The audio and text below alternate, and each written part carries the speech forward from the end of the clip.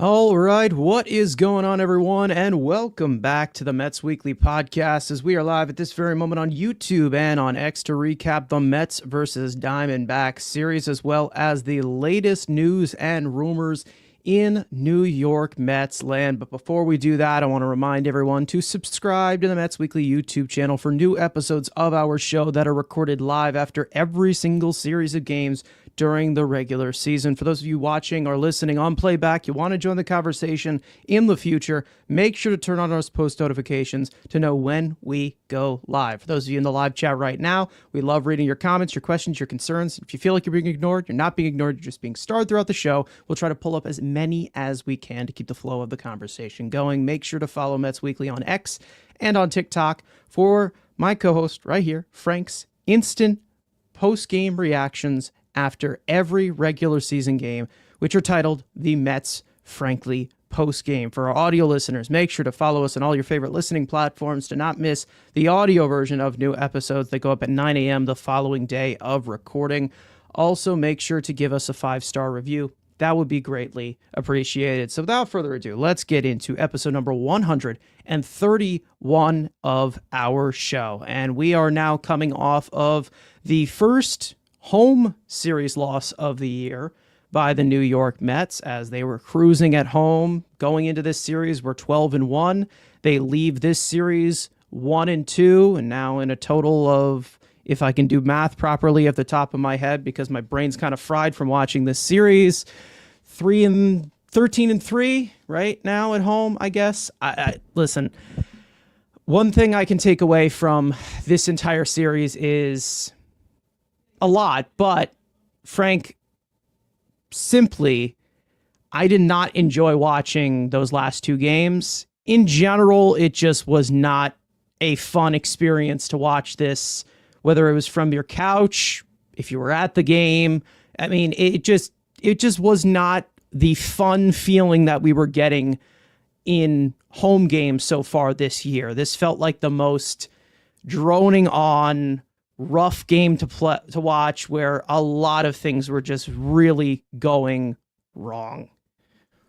And the problem is that a lot of these things have been going wrong, but they've been able to cover it up. But as soon as you have some injuries in your bullpen and you start relying on minor league pitchers, you get minor league results, and they end up losing these games. And there's a multitude of reasons: hitting, obviously, pitching, decision-making, I mean, by the manager and the players. I mean, there was just a lot of things that went wrong here. And we've talked about it. We've seen like little things here or there pop up, but nothing's really gotten cleaned up. I mean, we're still seeing a lot of the same mental mistakes, just things that should not be happening. We should not be playing dodgeball when there's a runner going from second to third. We just really, we can't be just doing the things that we keep seeing over and over again. And like everyone's saying, that just the amount of men left on base for runners in scoring position, no one can hit a sacrifice fly. Yeah, I mean, that's just not even an option for these guys. So they've just been doing so many things wrong, just everybody. So that's been just very frustrating to, like you said, see happen. And it was just a rough week because, you know, you're playing a team in Arizona. This is one of the better teams you've faced so far. And once again, very winnable games. I mean, these games are decided by a very small margin. And as far as like, we'll get into it later, but like with Diaz, it's like you saved him kind of yesterday and today, but what was the reward you got for that? Because what problem is that there's this whole thing of like rest versus rust. So now what happens is that since he hasn't pitched till Saturday, well, because you saved him on, in this case, Thursday and Wednesday, well, if he does come in, let's say tomorrow, then he might not have a good eye because he hasn't pitched in a while. So it's like you were saving him so that he'll be, I don't know, available. But when he is available, he's not going to be as effective in all likelihood, especially with someone like Diaz, who we've talked about is better when he works more. So, I mean, it's just like there's these little things that, like with certain relievers, okay, you want to rest them, fine. But you can't treat every player the same way. Everyone's body reacts differently. Like everyone is just, they have different strengths and weaknesses. So I just really didn't like what we saw. And it's like, you know, for today, for example, with Reed Garrett, it's like Garrett's been awesome in his role of he comes in with men on base, gets those outs, done. Great. One inning, fine. He's been great in that role. So why all of a sudden now are you trying to change it up? Just because if you warmed, once again, if you warmed up Edwin Diaz anyway. Why are you just sticking with Garrett where that's not what he's used to, not what he's been doing? And then sure enough, his first home run. Like it was so on cue, especially when you just saw the same thing happen to you last night. Like you think that maybe you think twice of like, oh, maybe if I warm Diaz up again, maybe this time I really should bring him in because it hurt us last night. I shouldn't do that again. But no, he does it again. So I just didn't like just how it felt very stubborn on Mendoza's part that he just did not want to make adjustments based on what was happening. I was really just very confused with a lot of the decision making in this series, and I know that I've always been someone who hasn't go after the managerial spot as much. It's all really more of a leadership thing for me. But I was a little surprised to see, a continuation of bringing in these guys just fresh off the bus and just putting them into the fire in one-run games. And I don't know. I feel like when you had some of these guys available, even though you were shorthanded, that you have some injuries that are going to be super. So I have to stop you going there forward. only because of your opponent in the Arizona Diamondbacks who I know what lost you're talking about, yeah. They lost their closer. Justin Martinez was placed on the injured list. They called up Castillo. You know who didn't pitch today? Castillo. They went to Ryan Thompson again. They went to their other guys once again. Literally all three pitchers worked yesterday. So it's just like, that's not an excuse. Like everybody, there are other teams that are shorthanded that don't have to resort. I'm not using it. Listen, I'm not using it as an excuse. What I'm saying is, I don't blame Arizona for doing it because they know that this team can hit situationally, and we know they can't hit them. So yeah, but what I'm saying is that what Mendoza did today, like he doesn't have to do it. Like, I mean, at least one guy could work 2 times. I mean, the Diamondbacks did 3, and one of the guys threw over 30 pitches today after pitching yesterday. Another guy did over 20 in high leverage with the bases loaded in the 9th inning, and he's back out there the next day. The Mets never do that. I mean, they want to be cute, and it's not working because the Mets won't have a bunch of injuries out of nowhere. Now Danny Young needs Tommy John. Like, where did that come from? Like, how? We hadn't even seen the guy. Like, how did he do that? So it's just like the randomness too. It's like they think they're trying to preserve everybody, but still everyone's getting hurt. So they're just not doing anything right. I understand not wanting to you can't have it both ways. Of course, we're trying to rest some guys and not have them go back-to-back days at the beginning of the year. But then also you still are seeing these injuries where multiple guys are being overworked, especially if the starter can't go deep into the game. And I think the problem that we're really, really facing here is the bridge is kind of falling over to Edwin Diaz, even though the bridge seemed there for Edwin Diaz, and whether it was facing a part of the lineup or not. For a minute there, I was wondering if Edwin Diaz was dead, to be honest, because I did not understand why he did not make a single appearance in this series. And, I think that we're going to start to ask some questions about maybe is Edwin Diaz banged up now? Because at some point, we had that whole hip situation. We know that he has not been as effective this year, even though we've had some decent outings recently. I don't like the way that this is being looked at as, coddling the $102 million reliever, especially when he's been very public saying that I like to pitch a lot. So I don't understand the decision-making there. I'm not ready to just completely, go for Mendoza's head there. But it just was it was very, very confusing and very easily preventable, I think. And it goes to just show on brand of what we have seen. Yes, this team is 10 games over 500. They are first place in the division, one of the best records in all of baseball. But the problem is the feeling that I get is these 11 losses, all of them seem to be winnable as well. So it just, still feel like you're leaving way too much on the table. And does that make me sound like I'm, asking for a little too much? No, it's more the opposite of me saying, well, I know this team is capable of a lot more. I believe that this team is capable of a lot more, and I want to see it. I think that the bigger issue though is that you're going, as we have on the bottom right here, you're going to be facing the Cubs pretty soon. So Yeah. like when you're using a bunch of minor league pitchers, and yes, there's been a ton of injuries, I understand, but still, Yeah. when there's a bunch of minor league pitchers against the Cubs, like that's a recipe for disaster. So it's like, if one area is struggling, it's up to the other area to pick it up. So like if you have pitching injuries, so you're using minor league pitchers, your pitching is not as good as it was, your hitters need to step up. But no matter if the Mets pitchers are healthy or are not healthy, these guys cannot hit with runners on base. They just flat out cannot do it. They had the one big game against the Nationals.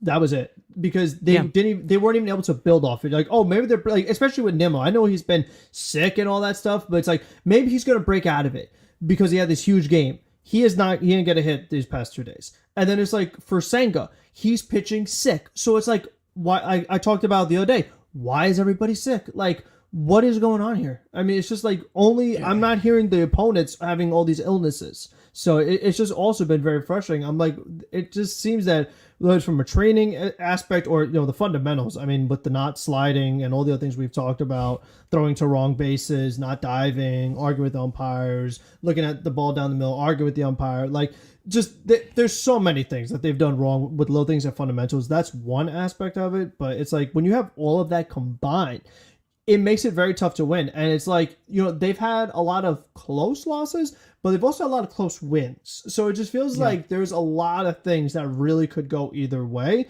And that's kind of what concerns me going forward. They're playing a dangerous game right now. They really, really are. And I talked about it, I think it was last episode or last, I mean, there is an example of if you continue to play like this, and there's a reason why I'm not accepting it as a valid performance, because I know this team is capable of a lot more. And whether that makes me sound like a hater and a negative Nancy with them being at the top of the division, so be it. I'm going to be the one to say it if I need to. Again, you can't play like this and expect to continue these winning ways. The pitching is not going to be there every single time to toss 7 scoreless innings or 6 scoreless innings or 6 innings of 1-run ball. Just like an instance of today where Kodai Senga was not able to go past the 4th inning because he had too many pitches. Like this staff is built as to where you can't be extending the inning. You can't be constantly, you can't be constantly making these mental mistakes because you're going to cause a snowball effect. And even though it sucks that it's kind of designed in that way, it has been working out in the way that that these pitchers can withhold things like this, and it's been a lot more efficient in that way with the starting pitching. But you do know that eventually you're going to need to see these guys step up. Now, obviously, we know that Juan Soto stepped up offensively. Nobody else in that lineup did. There's a reason why I didn't throw a complete parade when they scored 19 runs against Washington, because, again, there's context that matters here personally, and I know that make me sound like I'm being so negative into the fact I'm not giving them enough credit. I just know that they are capable of putting up 10-run games just like that, or double-digit runs a game like that with an offense like this. And they're not doing that consistently because they just keep leaving opportunities on the table. And I know that they are capable of doing more. And I've said it before. Play stupid games, you're going to win stupid prizes.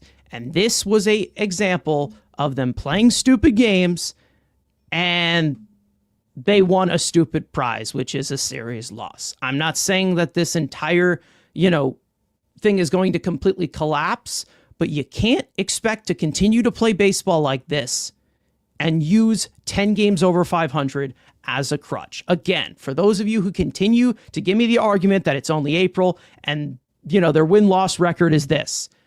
Again, if their win-loss record is important, then I could say it's only April that is also important. You can't have it both ways.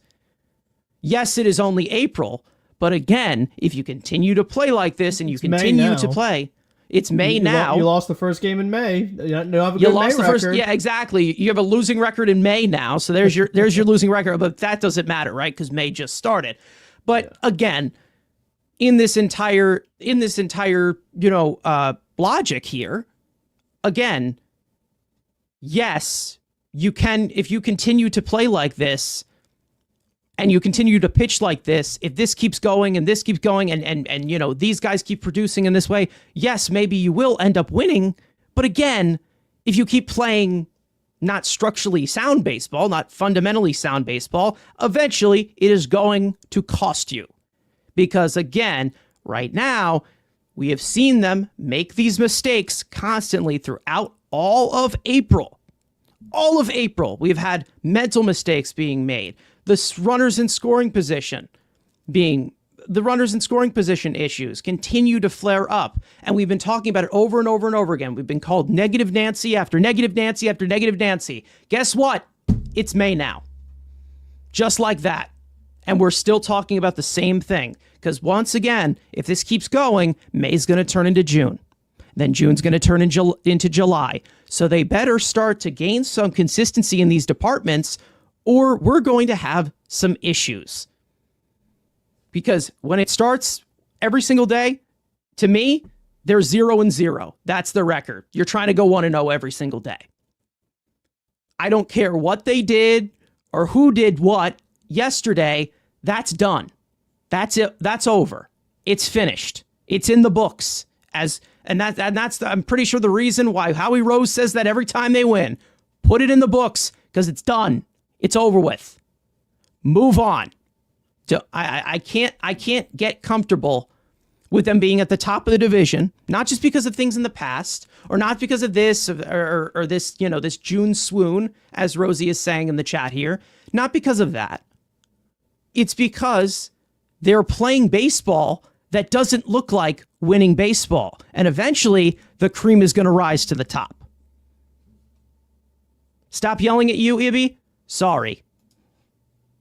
I can't accept this product of baseball in front of me just because of their win-loss record at the current moment.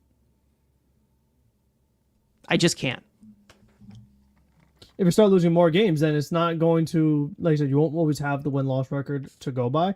And this is going to be an interesting series. I mean, we know that, I mean, these next two series coming up with the no off days, it's going to be a lot. So if they've been having issues with guys maybe being overworked or all the turnaround that's going on as far as like who's in, who's out. I mean, there's so many. Yeah, we'll talk moves. About that a like little bit because there's a lot in and out. Yeah, they're making like 2 to 3 roster moves a day at this point. Yes, it's like literally a guy pitches a day, gets sent down. New guy comes up, pitches a day, he gets sent down, and it's just like this constant revolving door, basically. So you know how, and the fact that they still have more starters who are TBD, like.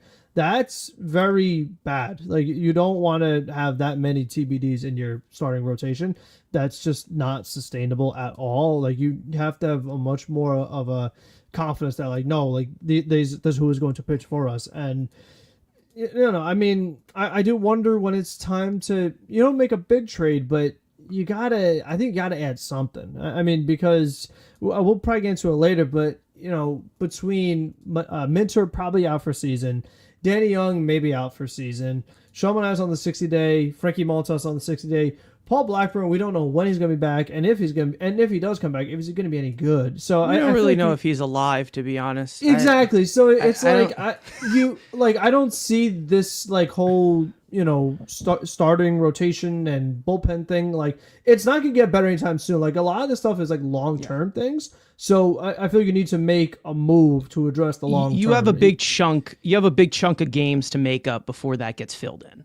And it's getting a little shorthanded, and we'll get into the options we have in that bullpen because, again, we are seeing not only bullpen arms go down, but left-handed bullpen arms go down. So we'll see what happens. Yeah, Blackburn doesn't exist. Exactly, Matt. He does not exist. He doesn't count.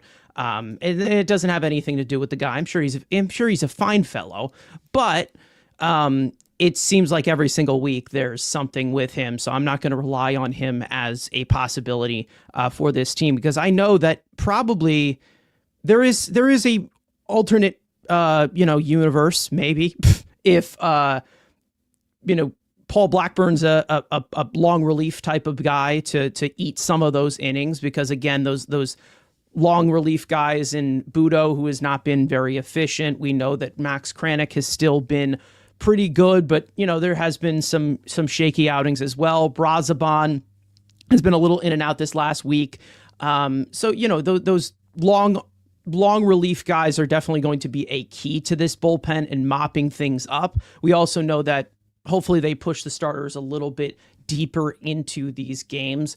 And, I think when it comes, the only thing that I'm really good with the conservative use of is with the starters. Like I'm okay if they want to pull the plug after 85 pitches. That's fine. That's fine because you have a bunch of long relief options in that bullpen that should be available every single day.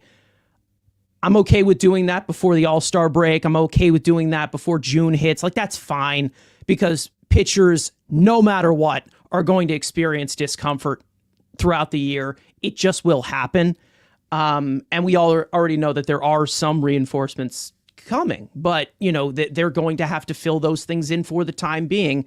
And we will talk about what is in-house, what is available for the bullpen a little bit. But I do want to get into what happened in this series and run down the events of what happened on the field at Citi Field, Mets versus Diamondbacks, and of course them dropping this series. So let's go on to the full-on series rundown. You go to Game 1. David Peterson would take the mound for the series opener, and he would push through 5 innings of 1-run ball on the back of some fantastic defensive plays by Tyrone Taylor, Francisco Lindor, and Pete Alonso all night.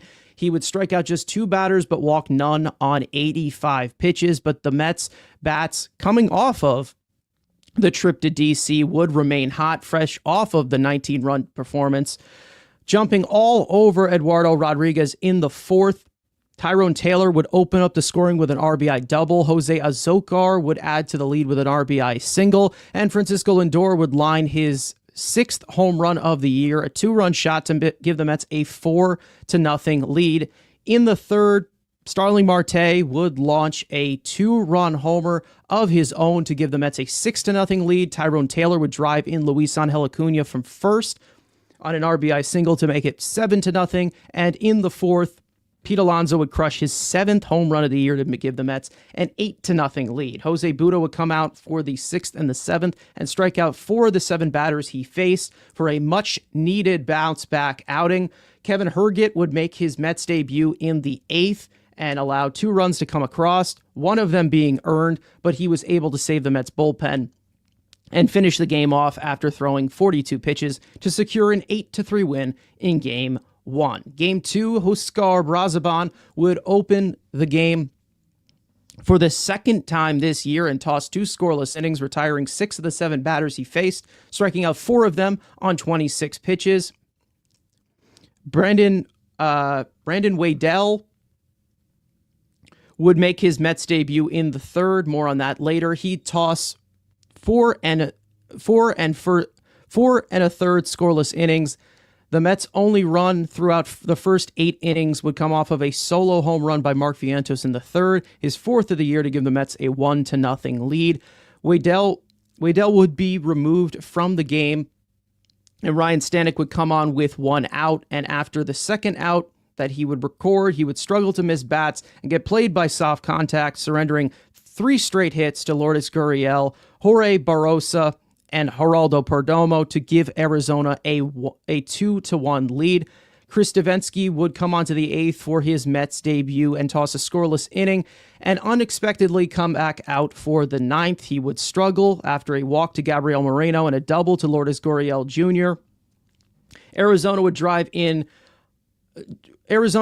them in on back-to-back sacrifice flies to make it 4-1, a 4-1 lead heading into the bottom of the 9th. The Mets would threaten, however, with a leadoff home run by Tyrone Taylor to make it 4-2. Diamondbacks closer Justin Martinez would load the bases after back-to-back walks to Francisco Lindor and Juan Soto and hitting Pete Alonso with the pitch.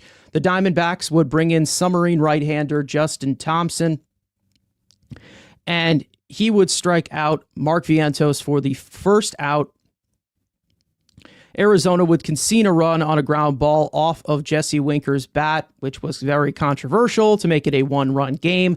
And after intentionally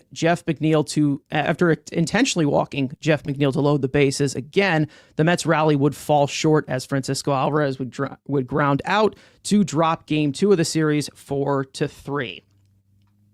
Game 3, Kodai Senga would start the series finale and only go 4 innings after Arizona would drive his pitch count way up. He'd allowed just one earned run, walking 3, striking out 6 on 87 pitches. Genesis Cabrera would make his debut and struggle a bit, allowing after getting only 1 out and allowing an earned run, which would give Arizona a 2-0 lead in the 5th. The Mets offense would get nothing off of Zach Gallen until Juan Soto would launch his first home run at Citi Field as a member of the Mets, his 4th of the year, to get the Mets on the board and cut the lead in half. But the Diamondbacks would get the run right back in the 7th inning as Max Krennic would surrender a solo home run to Geraldo Perdomo to give Arizona a 3-1 lead. But Juan Soto would punch right back again, blasting his 2nd home run of the day to get the Mets within a run again. And after tossing a scoreless 8th, Reed Garrett would come back out for the 9th, and Tim Tawa would take him deep to give Arizona a 4-2 lead. The Mets would turn to Ty Adcock to get the final out, and after loading the bases with a 2-out single, a walk, and catcher's interference,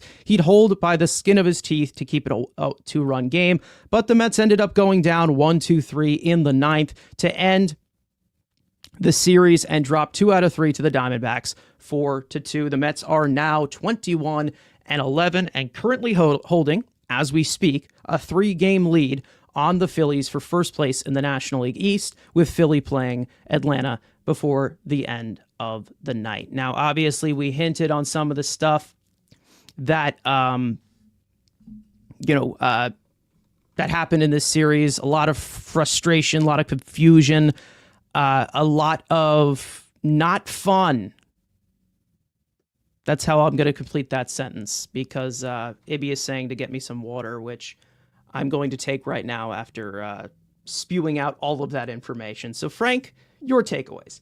Yeah, I mean, good thing it was only a 3-game set, because it was a 4-game. You have had talked about a 4th game. So yeah, that definitely, but it was a lot though. I mean, it was a very eventful 3 days for sure. And, just the opportunities. I mean, it's just really crazy. I mean, today was annoying, but I mean, you can't top yesterday. I mean, yesterday was just really, really bad, especially with the runners on base. I mean, it was just so extreme. I mean, to go 0 for 10 and leave 13 guys on, it seems tough to do, to be honest. Like that seems just like really difficult, and they did it. I mean, it's like stuff that you think are great scoring opportunities, bases loaded, 3rd and 2nd, less than 2 outs. Like I said, just like, when was the last time someone hit a sacrifice fly?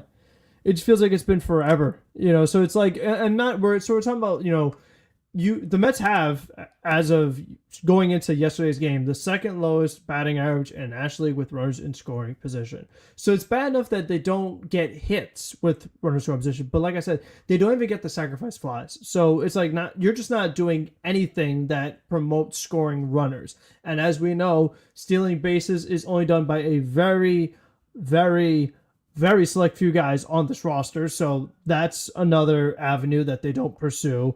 So, I mean, you're counting on very specific guys to drive in the runs. And that cleanup spot has still been the biggest issue.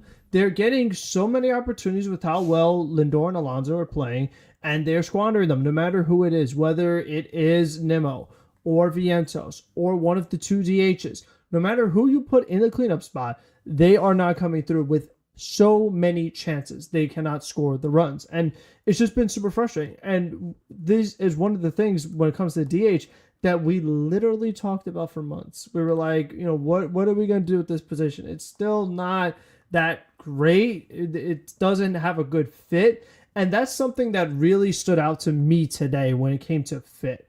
I feel like these guys do not fit together in this lineup. And a lot of it has to do with how many different regimes these guys have been a part of. Because I feel like you need to go back and say, why are these certain players here in the first place? And I'll start with Nimmo. He was paid to be a center fielder and a leadoff hitter. He is now neither one of those things. So that's an issue.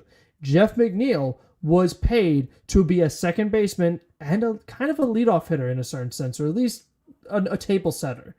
He's neither one of those things. He's now a lot of times in center field. He's in left field, sometimes at second base, and just hitting middle, lower part of the order. So Starling Marte, he was brought in to be a center fielder who's also best position in his career. He had a leadoff kind of profile. That was his thing. He wasn't a cleanup hitter. Starling Marte, when we first got him, when we gave him that money, the idea was never for him to be a cleanup hitter because he was a guy that was a table setter. So it's like you have all of these players that were meant to be guys that set things up, but don't bring the guys in. And that's what you see. They're set up. They have a bunch of opportunities. They get on base, but then they can't get them in. So it's like you have the game yesterday, Corbin Burns, 5 walks, yet you still don't score. And it's like we've talked about before, but it's station to station. It's just stuff like that. That's not how you score runs. It's just that these guys just do not fit. And even somebody like Acuna with a lot of speed, he's not really a RBI guy either. So it's just like we talked like how many leadoff hitters do you have? How many number 9 hole hitters do you have? And even for Lindor, it's like he wasn't paid to be the leadoff hitter, but he is the leadoff hitter, and he's doing so great that we're not allowed to put one of our other guys who kind of need that spot more than him. They're not allowed to do it. So it's just that like these guys don't fit with each other right now because it's like Lindor's the leadoff guy, so all these other people that profile as a leadoff hitter need to go. They need to go. And you have to get more traditional guys that are RBI guys that drive in runs and hit for more power and are much more consistent.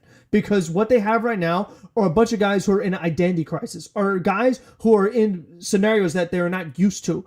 Starling Marte is not used to being a DH, a part-time player. Brandon Nimmo is not used to being a guy that's a cleanup hitter. So it's like you've had guys go through their whole career knowing one thing, and now you're saying everyone else do something different. So I just feel like that's what they're going to deal with right now. And maybe with time, as Stearns could do some more things, maybe they'll mesh a little better right now.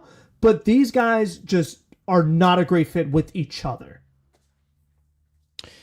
Well, I mean, here's the thing. I don't okay, like... Wait a minute. Carlos, did you not see what Nimmo did at the end of the game today? He was trying to work a count, thinking that he was in the leadoff spot, and then took strike 3 down the middle. So that's exactly what he was doing. He was acting like a leadoff hitter, not a guy in the middle of the order.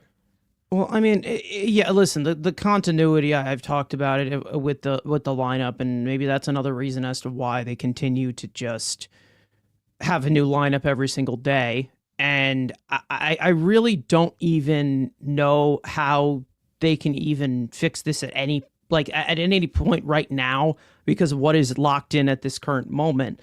But at some point, they're going to have to make some decisions with this lineup, with the depth of this lineup, with how these guys are performing. I can't sit here and say that just because Starling Marte homered in the first game that he's going to continue to do it for the rest of the series. He isn't going to. So again, it's the fact that the Mets just can't help themselves with some of these guys, and they want to just give reps to everyone. We are seeing this with the bullpen now, where they just want to give reps to everyone. Everyone that comes off the bench, you get to participate. You get to participate. Everybody can come out here. It's got to be in the best position to win. And it's a very big problem that I see where, yes, the team is deep. I get it. But there's got to be some certain roles that have to be established in order for that consistency. They're still not doing it. Every single day, aside from the top 3 guys in this lineup, it's a new lineup every single day. You're not going to get any consistency in that way from anyone, whether they are, former leadoff hitters like you said, or former this or former that. They're not going to get used to it if you keep moving them around. And you keep it's so aggravating, and not to mention the whole situational hitting, which I've seen a lot of people talk about in the chat here, of the situational hitting. They're not good at it. They stink at it. Let's call it like it is. They're not good at it. Most of these guys are thinking one thing, should be thinking another, overthinking, underthinking. And I think I know exactly where that gets directed to, but we don't have time for that long of a conversation. Eventually, we will have that conversation, maybe when we have time to have it, but not at this current moment, because we all know exactly what this stems from whatever people want to deny it or not. But at the current moment, someone's going to have to perform. Someone's going to have to come through. And it's going to have to look a little bit more in a timely manner because, again, we are continuing to see a lot of these inconsistencies. There's a reason why I didn't throw the parade when there was back-to-back games of scoring 8+ runs, or because I know that it's been really, really tough for them to build on it because it's constantly inconsistent and there is a constant black hole in these situations. We saw them with the bases loaded last night. Nobody out. Regularly, you score 2? And this is coming from something that we have to say to a team that's in first place, has the best record in baseball, has the best lineup in baseball, with the Dodgers, along with the Dodgers. How can you say that when you're seeing things like this? This is one of the worst situational hitting Mets teams that I've seen in a while. And I've seen some really bad ones. It's all really just about the constant process of things. And they're just not playing the right way. They're not playing an efficient way of baseball. And eventually, it is going to catch up with them. I don't care about now. I don't care about the record right now. You can't play baseball like this and expect to continue to win. It can't happen. It just can't happen when you have the offense showing up once every 5 days. That can't happen.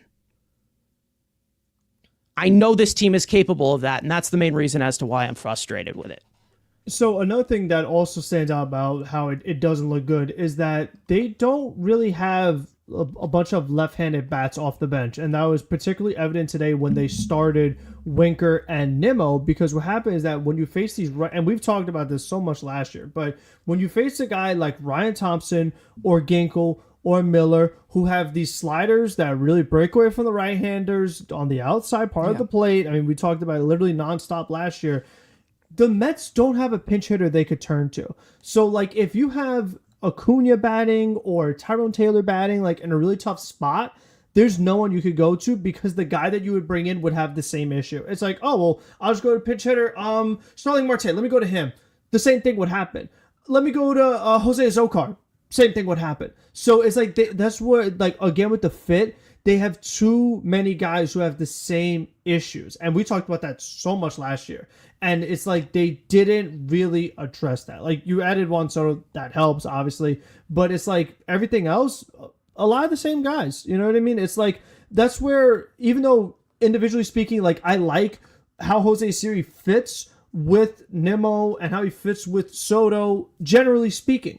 But when I have Tyrone Taylor, who's basically his clone, why do I need Jose Siri? And on the same token, if I have Jose Siri, why do I need Tyrone Taylor? Because it's like, if I had, let's say Siri was healthy right now, it would not help at all because you can't pitch hit Taylor, you can't pitch hit Siri with the other guy because they have the same issue. So it's like, that's where I just don't also get the redundancy of a lot of this lineup too. And I feel like that's something that even if you called up top prospect Jet Williams, like, he has the same issues that maybe Acuna does. Like, they're both limited in the power department. Like, they're both right-handed. So it's just like, there's a lot of stuff here that it doesn't really fit too well because Jet Williams, he profiles as a table setter, as a leadoff hitter. So it's just like, I don't know how many more of those guys we really could have because that's not what they need right now. So that's the other thing too, is like, when you're trying to look at, like, what are our internal solutions, I'm not really seeing them. So that's the other issue as well. Yeah, I feel like there's so much, hitting talent on this team. Like, there's plenty of great hitters on this team. And I just feel like a lot is being left on the table. And I should not feel that way, but I just know that it can be better than this. And for some reason, it's not. and there are going to have to be some changes. I know exactly what change I would make. Again, that's a conversation that we can't really have at this current moment because, again, it's going to take forever to have that conversation. But at some point, they're going to have to make some kind of a change because we've already seen the first month already. We're already going into May now. I don't know how long this is going to continue as to where we have to continue to have this premium offense, as to where everybody continues to have to be in this process of pulling teeth to score runs.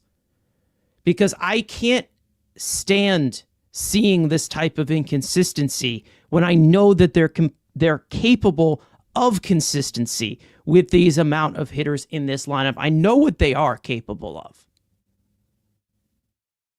But at some point, someone is going to have to step up because I just don't, I feel like we're always highlighting the minimum because that's all we get.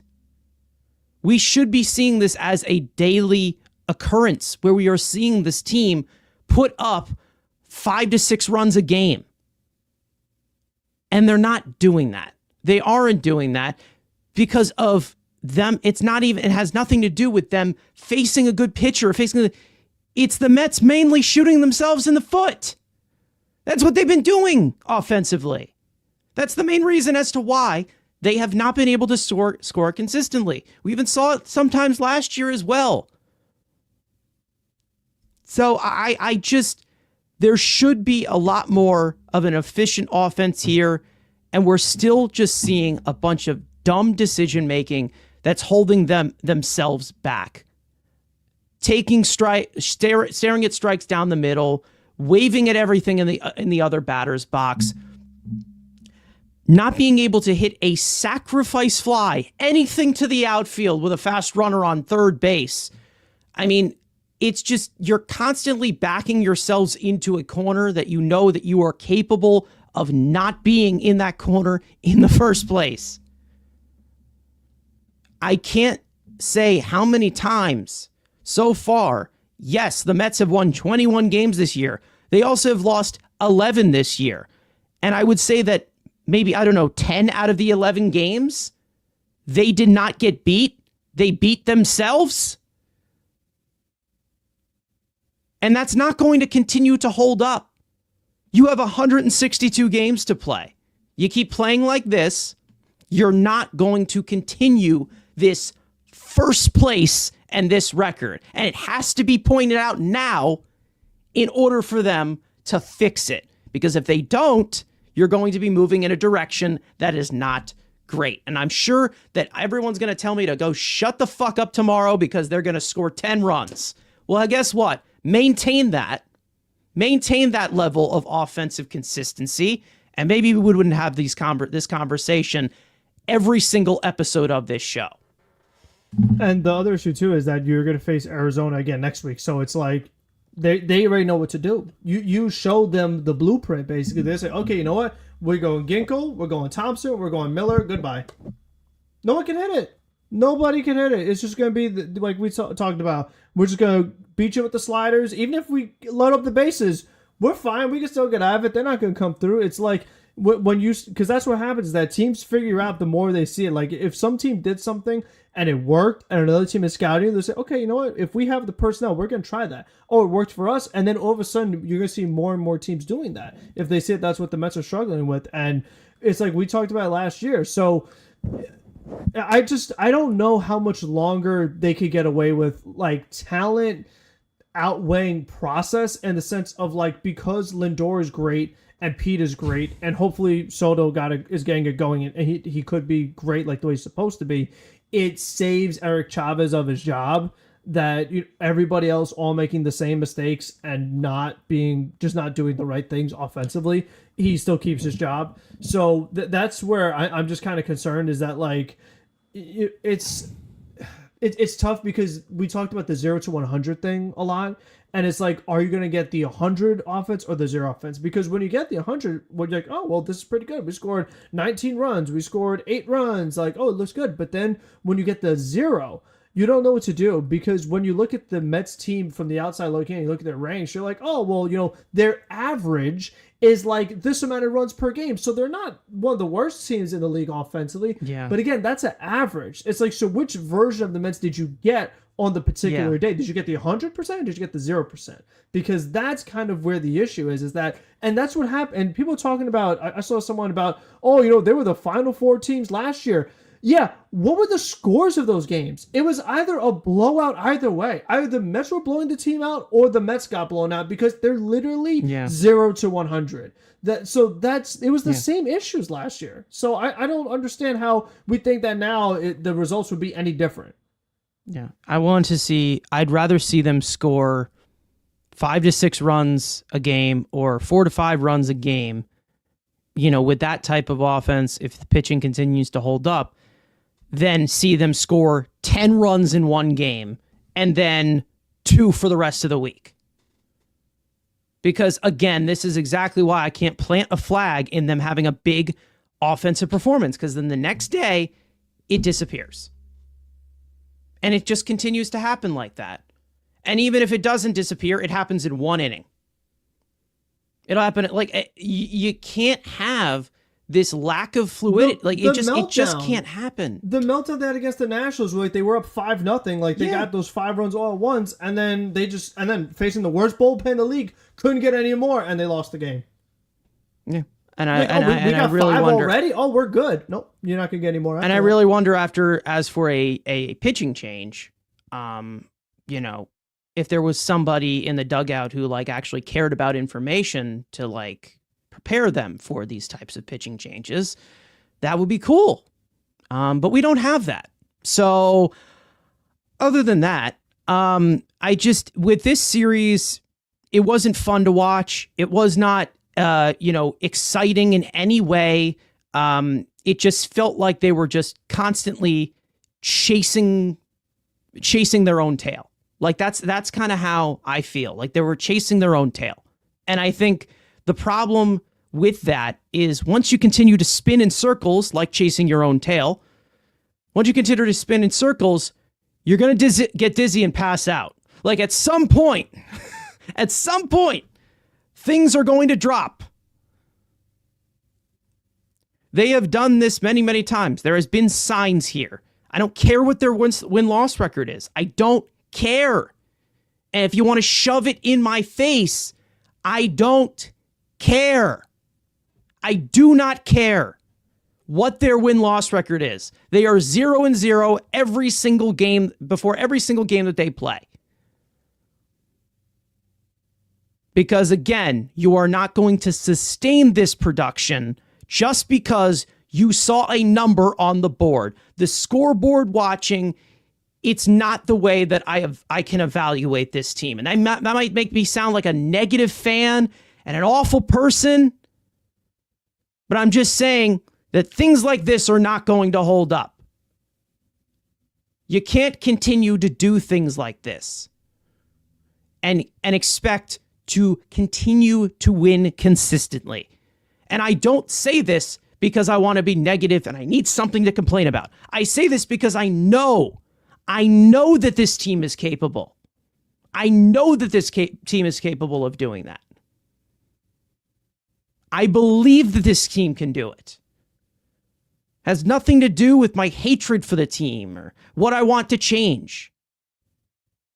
It's the fact that I know they are capable of doing it. And it always seems like they're leaving so much on the table. That's my problem with this. And I don't know if it's just the philosophy of just, go ahead and win and we can move on, or and you just move on like this, and it's just this and that, and we'll just piece this thing together and give everybody a heart attack for 9 innings. I mean, listen, this is a situation where eventually it's going to catch up to you. So at some point, they're going to have to figure something out that is going to be consistent, because there are things on this team that have been consistent.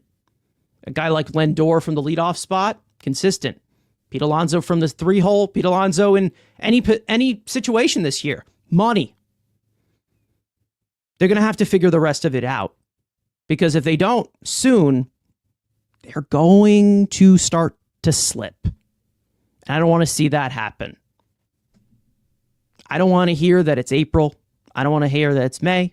I don't want to hear that we have this win-loss record and I'm being too negative. If you're accepting of that performance that they had in this series and some of the performances that they've had in these games, I don't know what to tell you. You're a lost cause. You're a lost cause. You just don't get it. You don't understand. You can't just plant your flag in one game where they score 10 runs and that should be okay for the rest of the week. Doesn't work like that. They play every single day. They play 162 games. And I'm sure there's some, I don't know if there's any fellow Rangers fans still in the chat here. You know exactly what I'm talking about.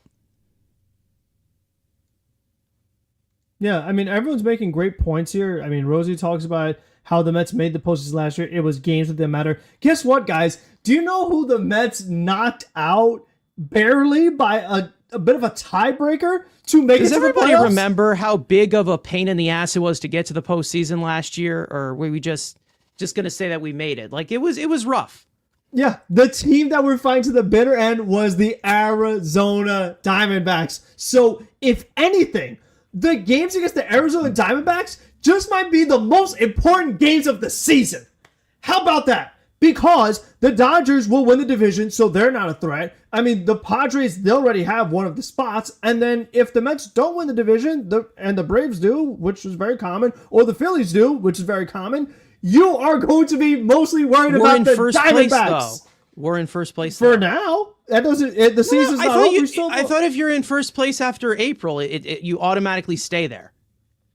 That would, yeah. That we know it didn't happen because a lot of people also have been mentioning the 2022 season, because that's what happened. The Mets, they were in first place for hundreds of days, whatever it was, and then it was little games here or there that they don't win the division, and then it made they face planted into the postseason.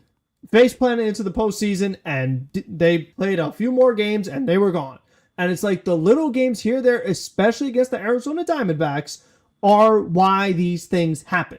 So I don't want to hear it's just April, it's just May, whatever it is, but it's like when you're standing there at the end of September and you're stressed, like, are we going to make it? Or it's not even just them losing. It's like, man, if only we weren't total dummies against the Diamondbacks, actually used our closer, could hit a sacrifice fly, and knew how to play baseball, we would have been fine. If only. Nah.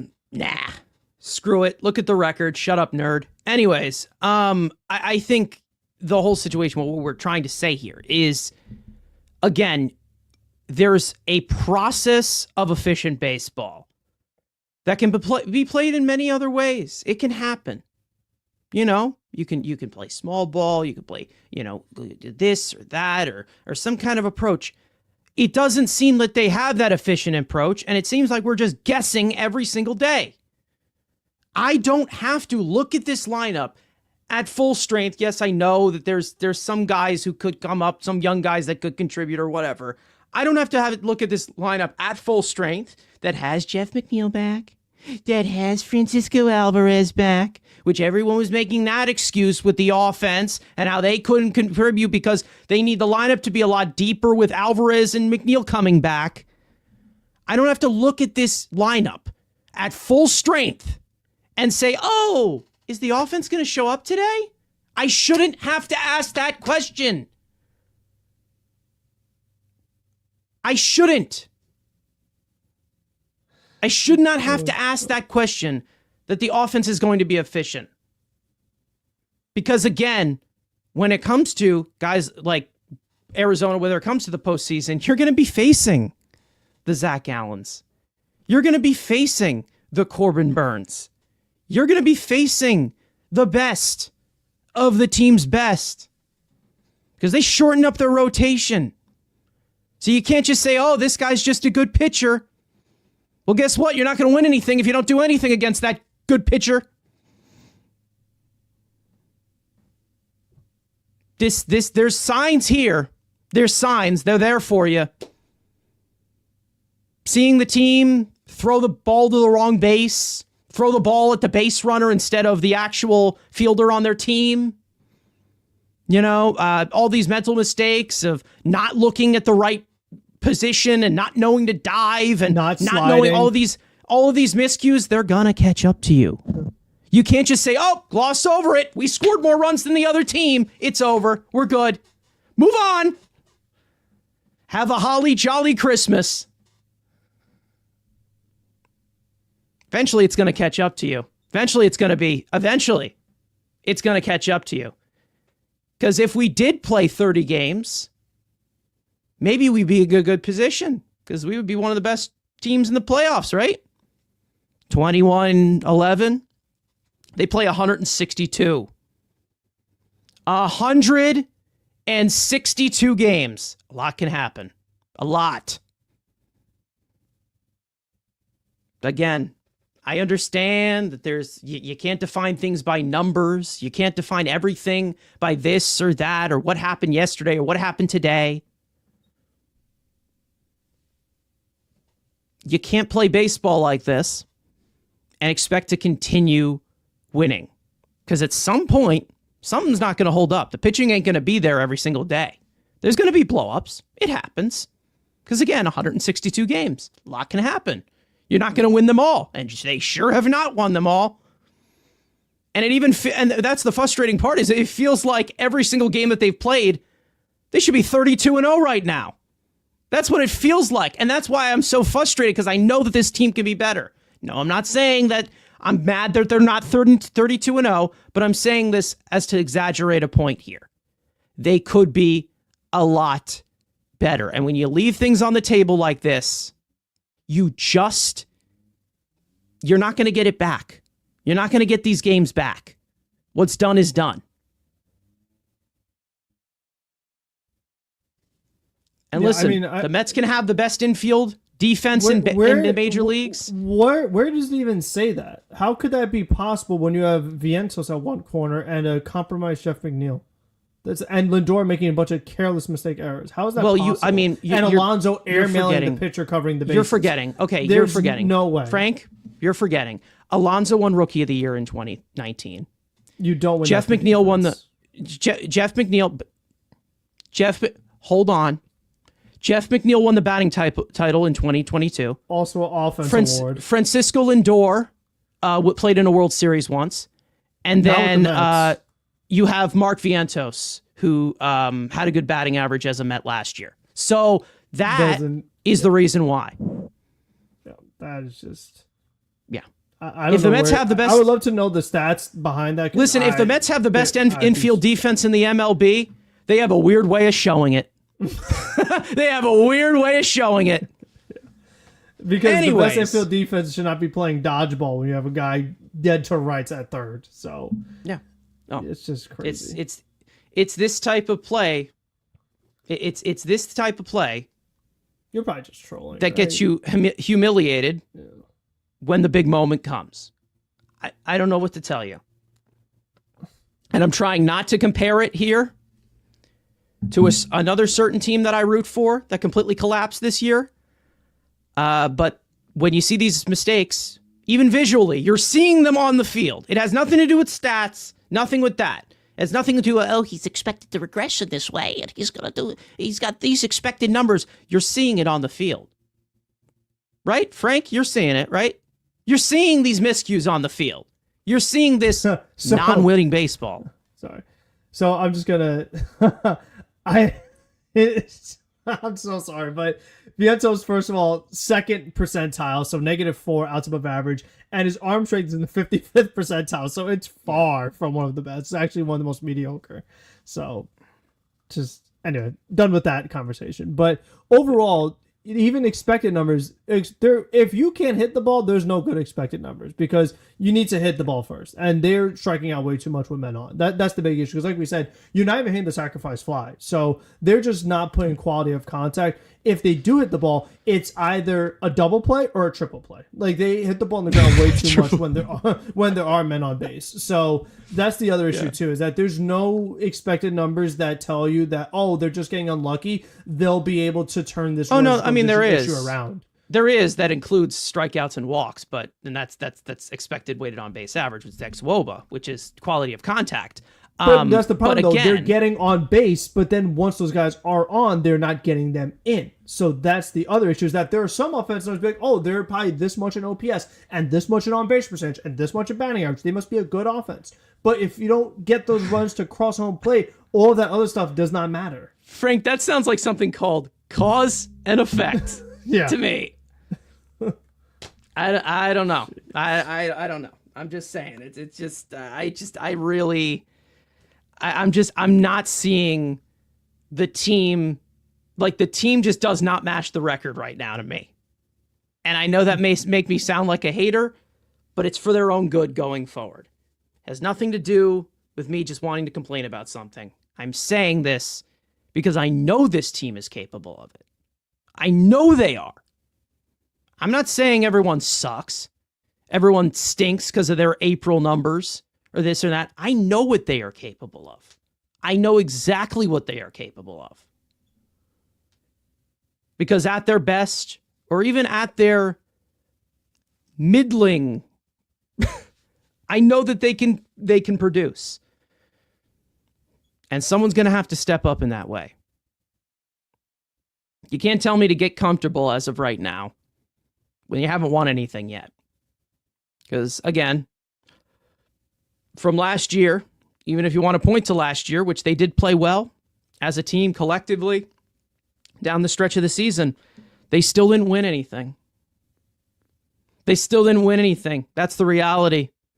You got to have a little higher standards now. This team now has the higher standard. They are striving to be this contender. And if the only way you can be that contender, you got to point out their shit. You got to point it out. Because then it's not going to get better. And it hasn't gotten better. Because the people that were telling me it's only April, like I said, it's May now.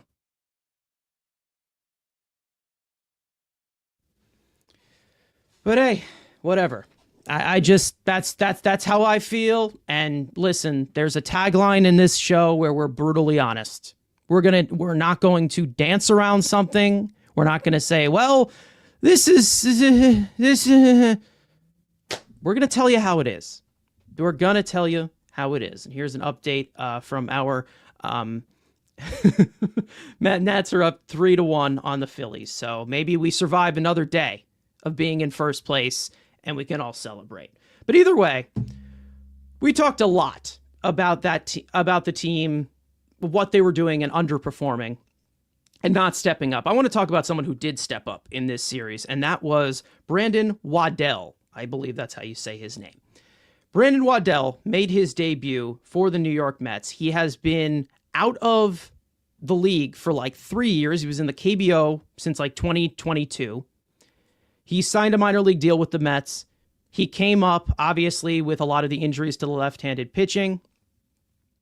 And we had an opener for him, Oscar Brazaban. He pitched very well in those 2 innings. Then he came into the game. So I do want to do a little bit of a rundown on what we saw from Brandon Waddell, because, again, this is not only just a left-hander who comes up for a spot start and we never hear from him again. We probably will, because of the lack of lefties that are healthy at this current moment. We will get into some of that as well.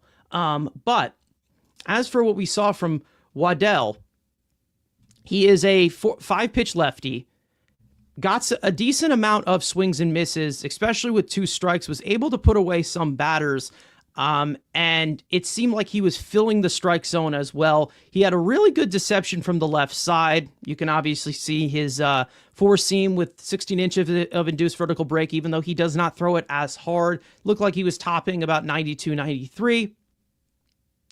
And of course, a good vertical approach angle as well, the angle it's coming at. So it seemed like it was very difficult for right-handed hitters to catch off that deception and turn on any of these pitches at all. It seemed like he was, this is wrong usage. That's a typo, of course. But anyways, sinker, of course, 48 sinker, of course, he was able to keep that on the ground in facing a total of 16 batters, 8 swings and misses. He threw 60 pitches, and he went 4 1/3 in his inning scoreless. Now, obviously, his effort was wasted last night. For those of you who don't know, he is 30 years old. He is 6'3", 180, as he is listed. He's a former 5th-round pick by the Pirates in 2015. And as for last night, he threw 48.3% of his pitches in the strike zone, got a decent amount of chases, which was a 41.9% chase rate out of those 60 pitches. So he definitely was able to expand the zone. He was able to contact manage, and it was a pretty good performance from what we saw from someone we did not expect to give us that much in bulk. I mean, he definitely, I think that he, in terms of statistically, if you want to say, Justin Hagenman, who made that spot start, I don't know if it was like a week or 2 ago, he kind of outperformed him here. This was a really good performance by Brandon Waddell. Obviously, not flashy, not fantastic, but again, he got the job done. And again, we're going to have to see some more arms come up with some of these injuries, this injury wave that we've had this last week. Frank, I'll go to you on this one. What you saw from Waddell, it was a very efficient game from him. 60 pitches through 4 1/3 inning. Got some decent strikeouts, was able to put away some hitters. It was a very efficient performance from him. He kept us in the game. We had a game that we probably had no business being in, but he came through. He definitely thrived in probably some nerves that he had after not being in the major leagues for multiple years, pitching for the Doosan Bears in the Korean baseball organization for multiple years. So good performance. What'd you think? Yeah, I really liked that he was aggressive attacking the zone. I mean, it like we talked about that with Hageman too, at the same thing where it's like a guy is making his debut and you think that maybe like there are some jitters or like some nerves because it's your first time being out there in a long time. In this case, like I said, he pitched in Korea and everything, so you don't really know like what to expect with these guys as far as like, are they going to be able to handle the pressure?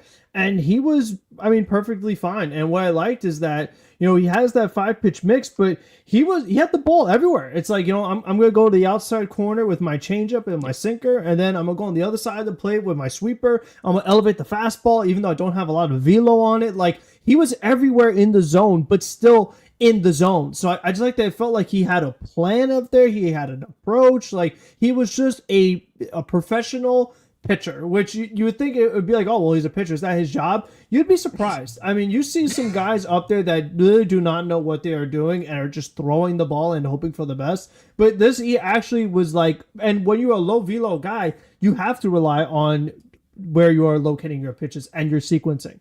And he did a great job of both of those things. So it's such a shame that like he was beyond incredible. Like he was so good. I mean, totally exceeded expectations. It's like, let's put him in another inning.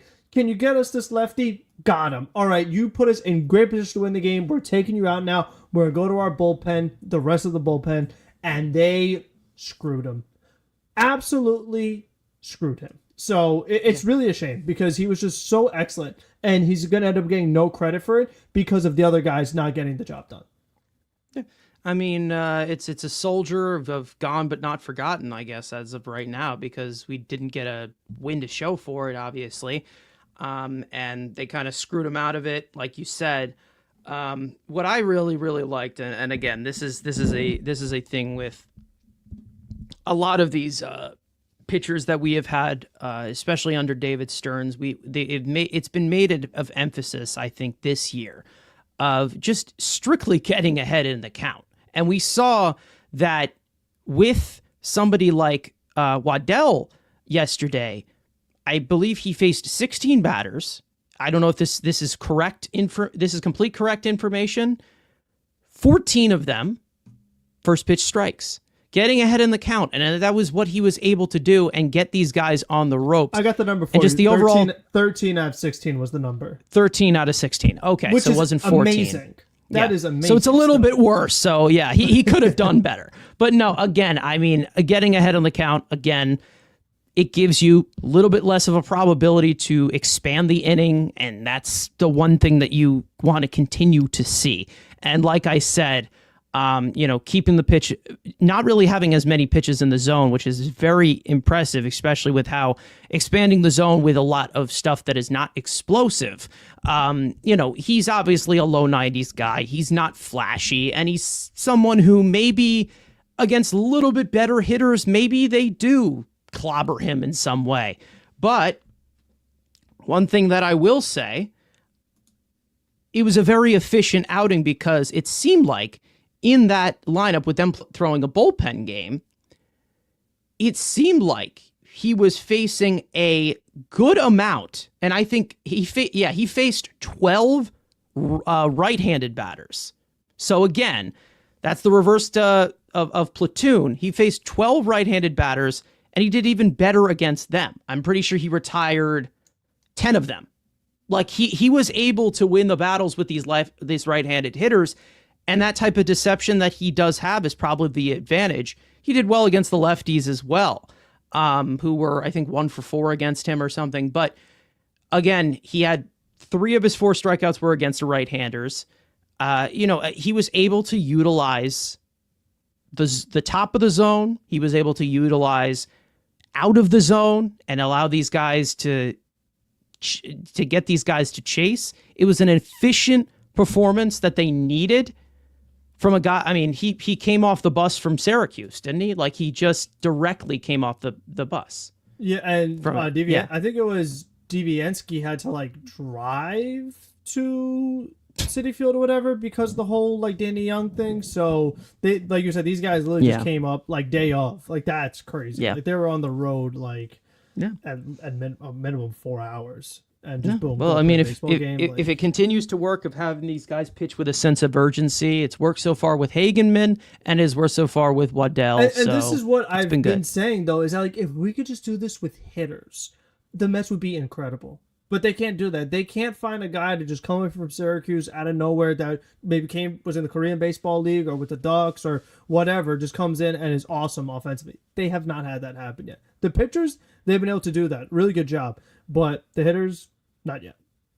I don't know. Well, I guess we have yet to see here as to what they can actually produce in that way, and it's whatever. And we are definitely going to see.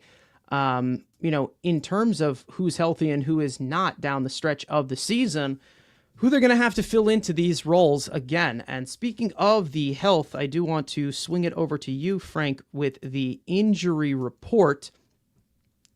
Obviously, a lot is going on, a lot of transactions, but here is the main gist of everything, of the biggest updates that we got. Frank, the floor is yours.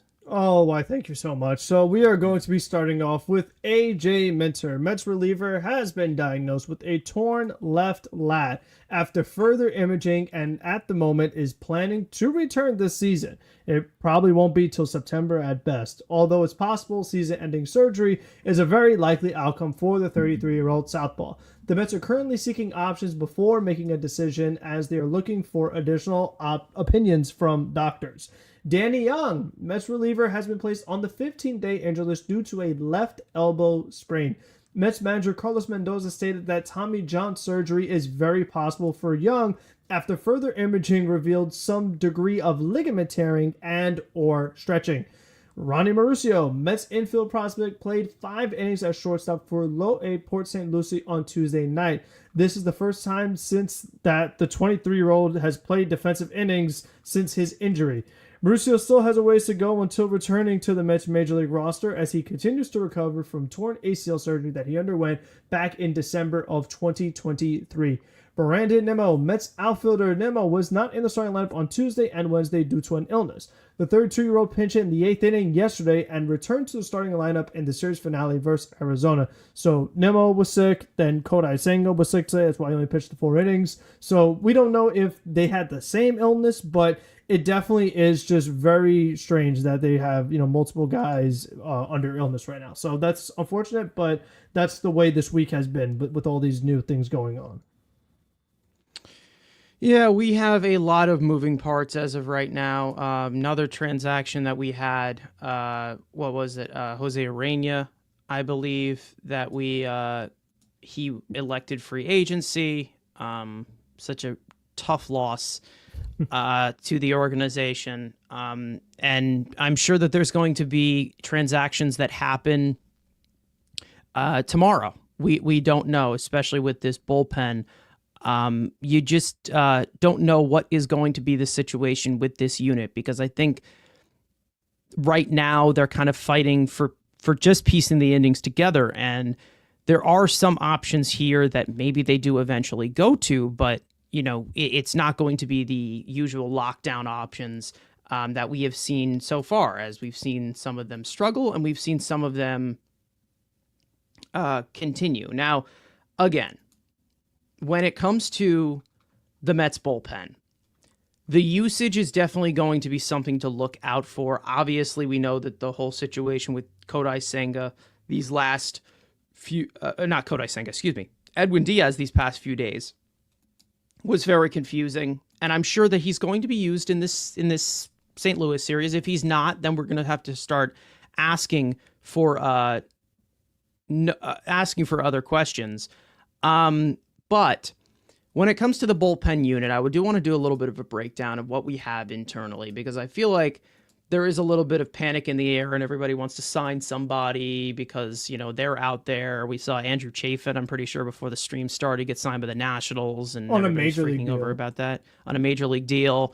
Again, I'm not really flinching at that as of right now because I'm not really the biggest fan of Andrew Chafin. But anyways, as for what we have right now, again, the left-handed depth is what is really in concern right now for the Mets from the left side. And I know that, whether it is a platoon thing of how guys do against left-handed hitters and how guys do against right-handed hitters, I mean, this advanced data, you can use these guys not for just matchups. So there's that. But obviously, on the 40-man roster, we have Chris Davinsky, who was called up today. Ty Adcock was called up.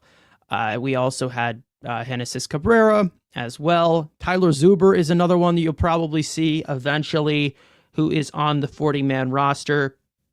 Justin Hageman, like we saw, have that one appearance as Minnesota. Brandon Waddell, as we saw, was optioned down to AAA. We also have some other guys in AAA.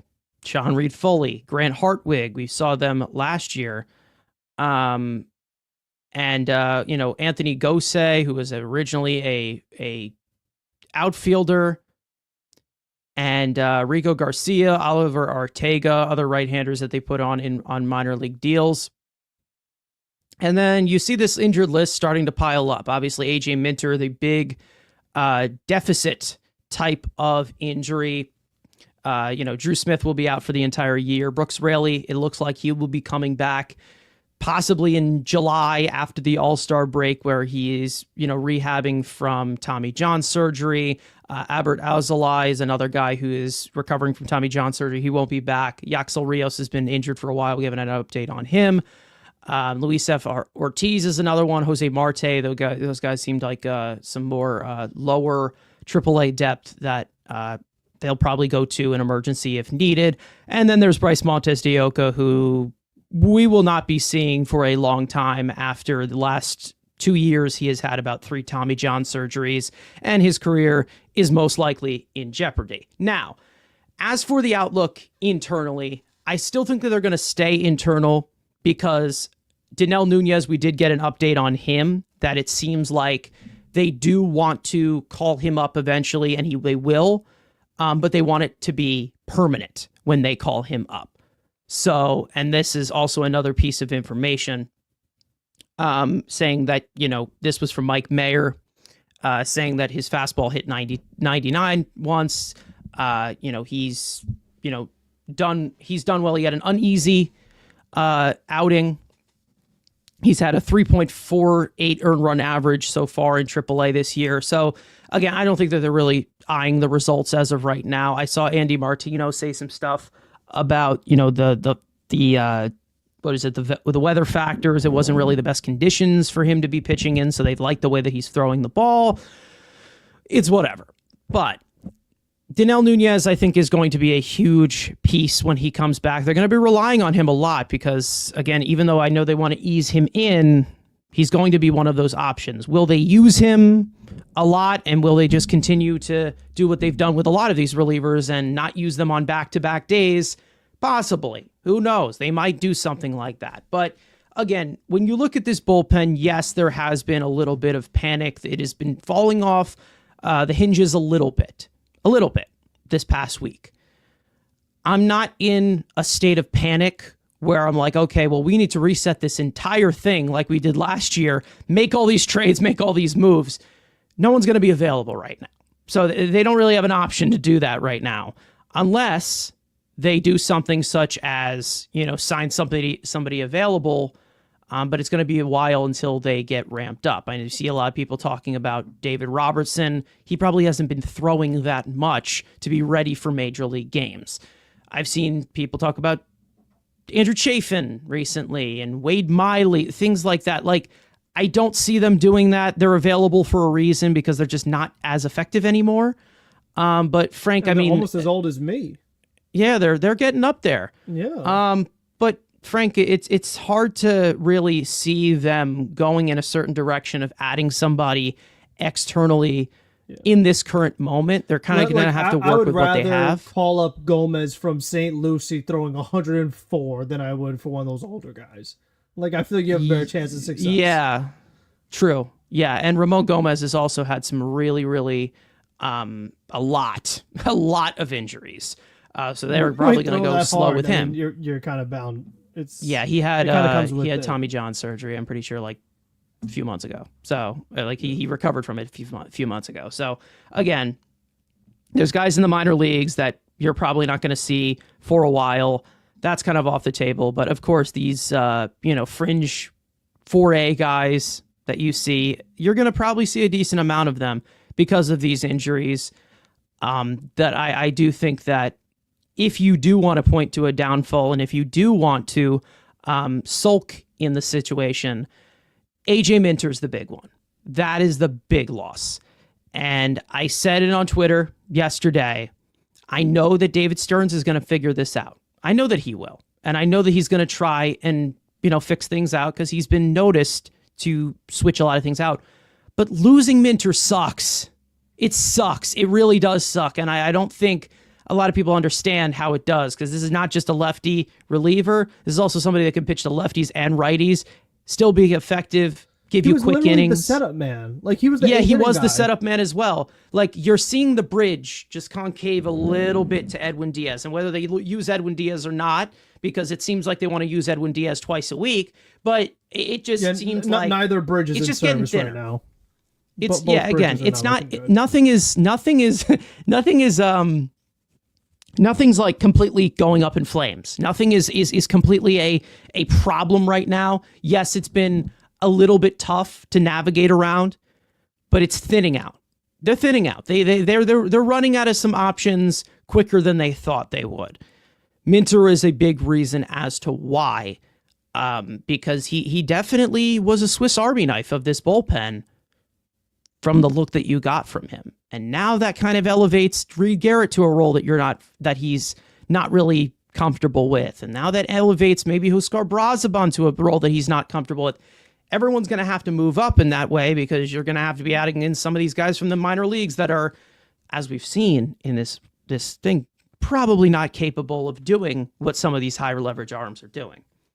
Yeah, I mean, anytime you have anywhere from like 3 to 4 minor league guys joining your roster in the span of 2 days, that's a major, major issue. So they're, like you said, they got off to a really good start. I remember we talked about it I think when Herder first got called up, but it was like, oh, they waited until it was like April, blah blah blah, for a roster move. Oh, that's great. That means that everyone's been healthy and doing their job. But now all of a sudden this week it was like a bunch of people. So you can't go without one. Yeah, so that's been the way it's going. So, like you said, it's thinning out much quicker than they would have hoped for, and I think too is that like we said, even with Urania too, like you call somebody up and then you're just burning them out first day, and then they're gone. So that was it. It's just it's literally like you're here for a day and then goodbye, because since you got called up, oh, we got to make sure we just burn it out, and while we save everyone else we have, and then just call up the next guy, use up all that. Like, it's literally just like this whole thing. They're just like taking everything out of it and they're just going on to the next one. Yeah, we're gonna probably see a situation where Daniel Nunez, when he comes back, he's gonna probably be thrown into that 8th inning role immediately. He's gonna have to. I mean, because with the way they're avoiding people and with the guys are not allowed to work back-to-back days, like at this point, with the way it's going, no one could avoid any scenario. Like, everyone's going to be brought in, like you said, to positions that they're not best suited for, but they have no choice. Like, people are going to be in the 8th inning that shouldn't supposed to be. In the 9th inning, with runners on base, against a lefty, against a righty. Because everyone is going to be in uncomfortable situations, and that's just the way it's set up right now. Because I'd like to say that you can just move Ryan Stanek to that 8th position, but for the Syracuse it has not been a fun week for him. But not right now. It has not been a fun week for him. And am I ready to throw Ryan Stanek out of here in the trash? No. Do I think it's a little overblown right now? Kinda. Do I want to go into it? No, because I feel like we're going to just continue to have these conversations every time a reliever has a bad outing. But again, this is also a situation where, side note, for anybody that was blaming, anyone that's blaming the bullpen management or this or that, I mean, we already had an entire hour of talking about it. They have to hit. I get it. Both things can be right. The management was correct. The management was incorrect. I was confused with what was happening from Carlos Mendoza that entire series. I didn't get it because I've seen Mendoza for a long time since he's been the manager of the Mets push the right buttons, and he just wasn't doing it in this series. The problem that you're facing right now is the offense is not picking you up at all. So you now have these guys probably going at max effort, because that's probably what Ryan Stanek is doing, because he's now touching 101. So again, you are starting to put a lot more pressure on this bullpen that at some point no one's going to be able to withstand. I'm not ready to throw Stanek out completely. I think he's going to be fine, but you can't just continue every single day, like we say, with this type of, like, you can't continue to just be like, okay, well, it's a 1-run game. Who wants it?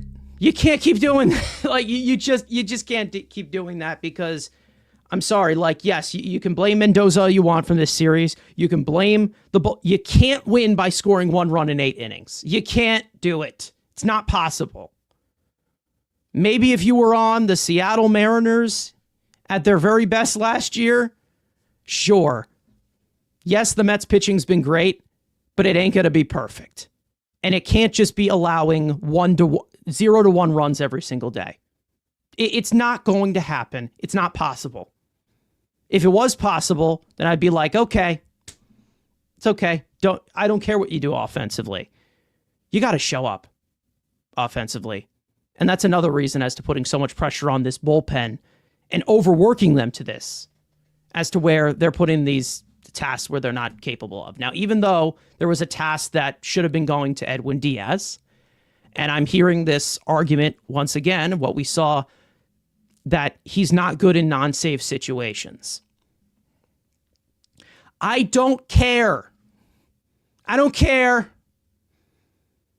If your $102 million reliever is not good in a situation, you've got an issue. And if you're living by that, you've got an even bigger issue. And that's coming from the biggest Edwin Diaz fan known to man. That's just me. I don't know if that's again, because like we're talking about the bullpen here. That was obviously a big subject of this series. It was not managed well. We know that it wasn't. But I just feel like a lot of the arguments or a lot of the shakedown for it is just not coming from the right perspective. I don't want to hear that he's not good in non-safe situations or he's not good when we're behind or you're giving this guy $102 million. Don't warm him up when you're behind then. Yeah. If you're never gonna bring to a game when you're behind, then don't warm him up. And don't tell me that you're expecting to take the lead, because they were not playing baseball like they were going to take the lead at all in this series. And if you're expecting to take the lead, let him pitch, because then in both games, especially the game yesterday, where like they score in the ninth inning. So if you brought him in the ninth inning to protect it, you would have been fine. So I mean, that's the other thing too, is that like if anything, you not putting him in makes you have even less confidence in your team. So that's the other thing I don't like too. Yeah. And I feel like if I'm Reed Garrett, if I'm Chris Deviansky, and I did my outing and I see Diaz warming up, the guy who pitched the ninth inning, maybe mentally I'm like, okay, I did my job. I can relax now. And it's like, oh wait, I have to go back. And it's like they're waiting like kind of last minute notice. Like if we take the lead, I don't go out there. If it's like, but if we don't, then I do go. Like it's just like that, you know. Not everyone is 100% with like what they're going to be asked to do in a couple of minutes, and I feel like that's an issue of itself. But like you said, it's like no matter what, it's the wrong situation, because having a minor, there's how many things they did wrong in the span of 2 days just with the eighth inning and ninth inning. You should never have a minor league pitcher pitch 2 innings when he's a 1 inning guy. You should never have a guy who comes in to face runners and does 1 inning the whole season and then do 2 innings, especially when the same thing just happened to you last night. You never should warm up a pitcher and not bring him in. And then you should never do it 2 nights in a row. So it's like they just did like that many things wrong in the span of 2 days that it's just really crazy to me that like all of that happened. Yeah, I was so confused, and I hope that this doesn't continue to be a trend, because I can't be in a situation where you have an $102 million reliever sitting in the wings off of tons of days of rest and you're not using him. That does not make sense to me. And I listen, you can say that the contract doesn't matter, kind of does. And the thing is too, is that let's not forget the times when Diaz has got a long time in between games, even good Diaz, and they bring him into like a non-save situation and he's just all over the place because he hasn't pitched in a while. Like we've seen him do that where they try to get him some work in and like he can't even get out of the inning. So now when they actually do bring him in, it's going to be an important situation, and there's a pretty good chance he's going to be all over the place. So it's like you're not only, like I said earlier, you're not only hurting yourself today, but you're also hurting yourself for the next time you actually do use him. Listen, Carlos is asking a question here that we're going to probably have to ask if we see another situation like this. The Washington thing was still weird, though, because he should have been available, whichever one of the blow-ups. He really should have been available. It wasn't back-to-back days, but it could be something with the hip. Like, I mean, who knows at this point? Because that could be another thing, too, is that they have like all these relievers dropping that, like, if Diaz's hip is 100%, they don't want to push it because then they lose him too. Because like we said with Young and Minter, like these are not minor things. There's a good chance that both these guys are done for the year. So it's like you don't want to have another done for the year kind of thing happening.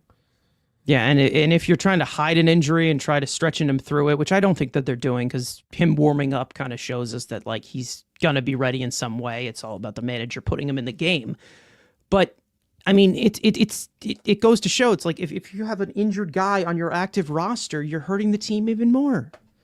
Like, if there's something going on, there's something going on, and we will fit and we will try to move around, work around it. We're already working around Minter and Young going down from the left side. So it's like if there's an issue, there's an issue. I'd rather that happen in May as of right now and not see, automatically by some random time, Edwin Diaz is going on the injured list in the middle of August. Like I don't want to see something like that. And listen, it's maybe there is a way that they and they utilize him a proper way in this upcoming series with St. Louis. Maybe we see the lesson be learned here. But I mean, Edwin Diaz has been public saying he likes to pitch a lot. Get him into the rhythm. He's the most important guy in that bullpen.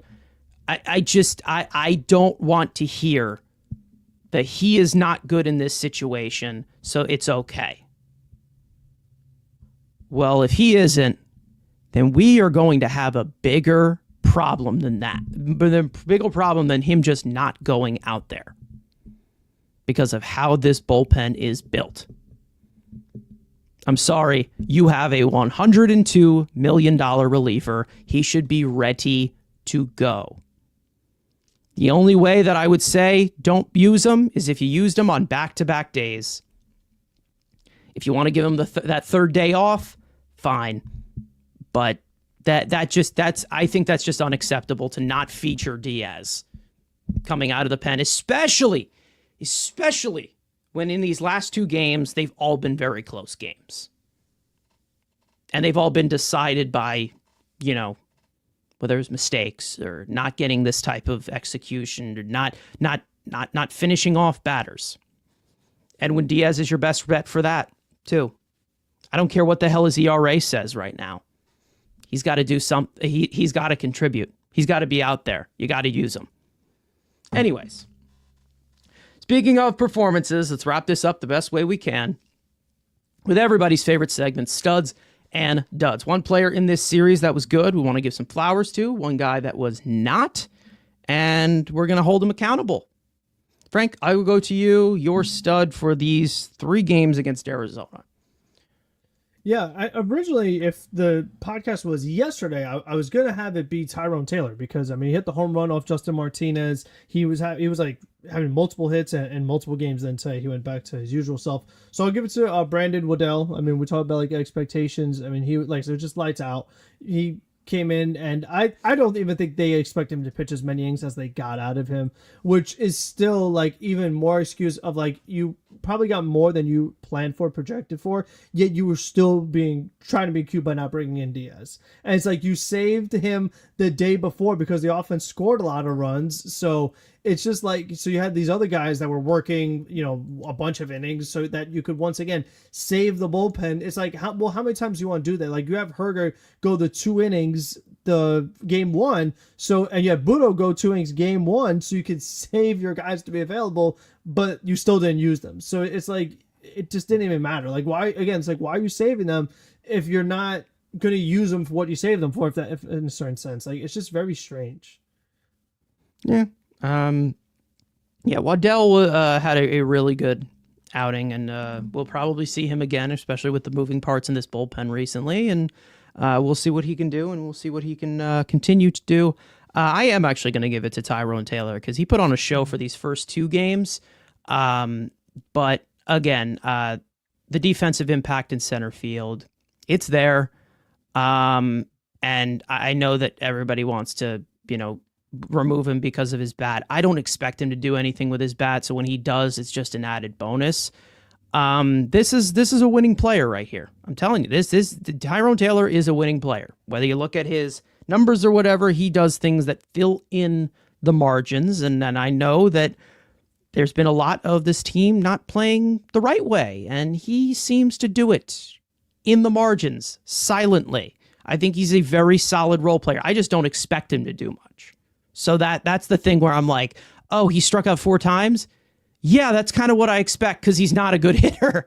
So again, that's how I see it. But the only reason as to why I think it gets a little bit under fans' skin is the fact that he's most likely playing every day now. Because with Jose Siri not here, even though Jose Azocar has also played okay as well, it's just not the flashy name. It's just not the flashy name, and I think that that's really the look of it. And maybe there is somebody in Syracuse that eventually fills those shoes, but at this current moment, there is a guy named Tyrone Taylor who's your starting center fielder who's capable of playing it every day. Yeah, Taylor would be fine if he didn't have a bunch of other guys on the lineup hitting under 200 or near 200. Like that's the thing. And I wonder who we throw under the bus for that one. Yeah, so That's the frustrating part is that it'd be fine if you're getting no offense if everyone else is doing what they're supposed to, but because everyone else is struggling, it's like they just have him, and it's just like it's too much. It's just too much to overcome between all of them together. He's batting ninth. That's where he should be. That's where he belongs. He's not good at hitting. I'm not going to say that he's such a fantastic hitter. He's not a good hitter, and he's there for defense. That's pretty much it. As for the duds in this series, Frank? Yeah, I mean, I'm going to give it to Stanek again. That's fine. I understand the broken bats, the weak contact, but still, it's like 0 strikeouts. You can't strike out anybody. It's just not going to work. I mean, you can't give me the same excuse every time. Eventually, it's like something different has got to happen because he's built to be a strikeout pitcher with his kind of stuff, and he's just not getting those strikeouts right now. So something needs to be done there because this is now the last. I said in the post game yesterday, but the last 3 outings from Stanek, all losses. It's like when you look at the box score, it will say like the pitcher that got the win and the pitcher that got the loss. Stanek's face is next to, prior to today, the last 3 losses. So you talk about like being a winning player. Well, Stanek has been a contributor to losing every time he's been out there the last 3 games. So it's got to be him. And I wonder why those losses keep coming. Could it be a certain person that we activated off of the injured list who's a virus? I don't know. Speaking of viruses, my dud. No, he's not a virus. I have to give this to Francisco Alvarez. I did not like anything that I saw at the plate from him in this entire series. I'm not going to lie, it was not encouraging. And I say this all the time. Every single time where we see this guy, he will give you 2 or 3 games where he's giving you a bunch of extra base hits. He'll homer, he'll hit in bunches, and then he disappears for a week. And that's what I'm seeing from this guy. I just continue to see it. And listen, he's 23 years old. He's still got a lot to learn. But is it more of just the fact that I think that Torrens should have been in that situation at the end of game 2? Yes. I agree with that. Torrens should have been in that situation. But I'm really not seeing the consistent bat that we know this type of catching prospect was capable of. And I don't know where that's going to come from. And I hope it comes soon. Well, how could he be consistent if the thing that he was doing, the hitting coach told him to do the total opposite? How are you supposed to have any consistency? You can't, because you did something and now they're saying to do something else. Well, guess what, Frank? That hitting coach won 101 games 2 years ago. Yeah, he's the one that won them. Yeah. Yeah. So you have to understand that every single time when we do something well, it goes credit to someone. And if we don't, it's the fact that them bitches be haters, you know? That's basically it. Anyways, when we go, so here going forward, let's hope to wash this series away and have some more good times, because last time that we played, it might get washed away with the rain that's in the forecast. It Not could just be here, but also in St. Louis. In St. Louis, it's supposed to rain in St. Louis. Anthony DeComo was one who, of course, said, "Oh, it might be a rainy weekend in St. Louis." Shocker that he was the one that said that. Mr. DeComo, Mr. Weatherman. Anyways. Hopefully we can have some good times again, because we did sweep this team in a 4-game set in a undefeated homestand that we had about a week ago. So maybe they can continue this. We all know with this Cardinals team of what they're built on and who's been struggling, because it's been very noticeable with that team. But as for these pitching matchups coming up for this series, Clay Holmes is looking like he's going to get game number 1. That'll be on SNY tomorrow at 8:15. First pitch for May 2nd. Sonny Gray will be facing off against Clay Holmes. I got ahead of myself. I got a little quick there. Sonny Gray, we know, solid pitcher. Always, mails it in every single, doesn't mail it in. Man, I'm having a rough time. Game 2 will go to Tyler McGill, looking to continue to build off of his great April. Let's see if Mr. April can turn into Mr. May. Eric Fetty will be his matchup at 2:15 first pitch because they are on Central Time on SNY. And then Game 3 will be on Picks. We will face off against Andre Palante, who really struggled against the Mets last time. And it's TBD because it seems like they are going to try and insert a spot starter for that. Maybe it'll be Brandon Waddell again. Maybe it will be somebody else from the minor leagues. Maybe it'll be, Jesus Christ himself. That could happen. You never know. We know that Cohen's got the money for it. Could bring him in. But again, we know that we saw this Cardinals team a good amount. I don't know if they've gotten on a hot stretch. I haven't really been paying attention to them. They lost 9-1 today, so if they were on a hot stretch, no, they're actually doing worse. That now means they'll just were when we played them. Okay, so they're playing a little better. No, they're a little worse. Oh, they're playing worse. Okay, they're 4 games under 500 is what I'm saying. Exactly. Yes. They're actually doing worse. Okay. So. All right. No, it looks like the same thing. It looks like Brendan Donovan's been good, and everyone else not so much. Yeah. Wilson Contreras had a really rough start. He's still mailing it in. It seems like. And then Nolan as well. I do want to see how they do. I do want to see if they have to. This is going to be 3 right-handers. So I want to see. I feel like there needs to be some kind of consistency with the lineup. I feel like it should be the same every single time, but it probably won't be. No. We know it won't be. No. Because everyone needs to play. Everyone needs to play patty cake. So it's whatever. Right now, it is lined up for Griffin Canning to be that starter in Game 3. I don't think it's going to be. It seems like they're gonna skip it and they're gonna give that extra day, obviously, to Senga, even though they have an off day when Senga is lined up to pitch against Arizona again. I don't know. There's no off day. There's an off day after Arizona. Oh, after Arizona. Okay, I got you. Yes, after Arizona. Yes. Yeah, which I think is going to be the time when they bring up Danel Nunez. I think that's going to be it. Yeah. Okay. Because then they're going to have everybody. Everybody will be refreshed, and then they can twirl guys in. But I don't have any sources in that. I'm just saying that I think that that's going to be probably the timeline when they do that, because there's probably going to be a decent amount of rest that they want to give him after the outing he had today. But other than that, some predictions going into this series.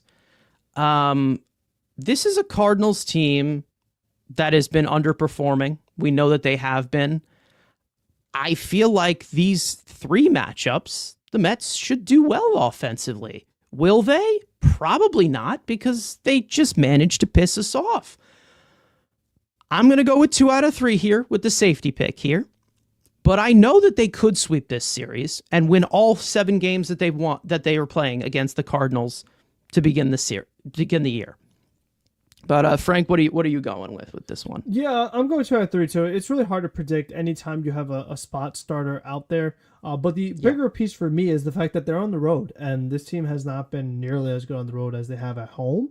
So I mean, that definitely is something that also does concern me.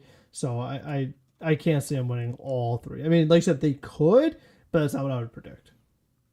Yeah, it's whatever. I just, again, I'm not going crazy with the home road split as of right now. But we saw them lose in their home back-to-back days at home. So do they start the winning ways on the road? Like, I'm trying to figure out the defying all logic here. So I don't know.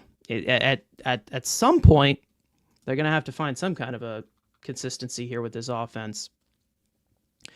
Gabriel saying here, we'll answer a few of these questions, then we'll head off here. Gabriel saying, what is the concern level with Alvy? At what point do we tamper all expectations for him?